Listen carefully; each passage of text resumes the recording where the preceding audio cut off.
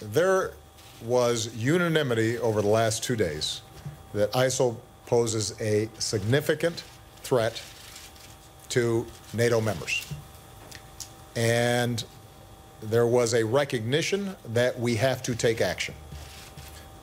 I did not get any resistance or pushback to the basic notion that we have a critical role to play in rolling back this savage organization that is causing so much chaos in the region and is harming so many people and poses a long-term threat to the safety and security of NATO members. So there's great conviction that we have to act as part of the international community to degrade and ultimately destroy ISIL. And that was extremely encouraging. Our goal is to act with urgency, but also to make sure that we're doing it right, that we have the right targets, that there's support on the ground if we take an airstrike, that we have a strong political coalition, diplomatic effort that is matching it, a strong strategic communications effort so that we are discouraging people from thinking somehow that ISIL represents a state, much less a caliphate. So all those things are going to have to be combined. As I said, it's not going to happen overnight, but we are steadily moving in the right direction, and we are going to achieve our goal.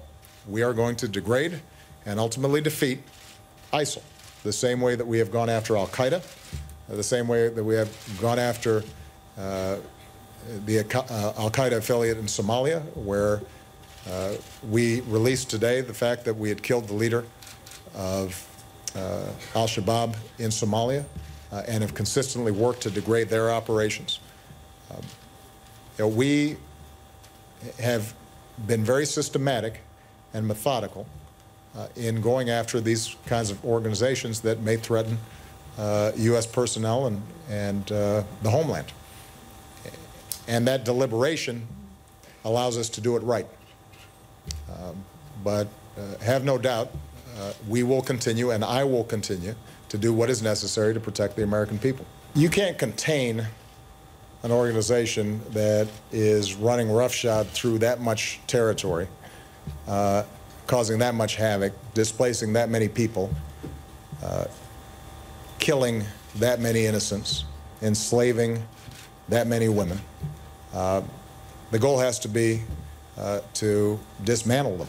What we can accomplish is to dismantle this network, this force that has claimed to control this much territory so that they can't do us harm. And that's going to be our objective. And as I said before, I'm pleased to see that there's unanimity among our friends and allies that that is a worthy goal, and they are prepared to work with us in accomplishing that goal.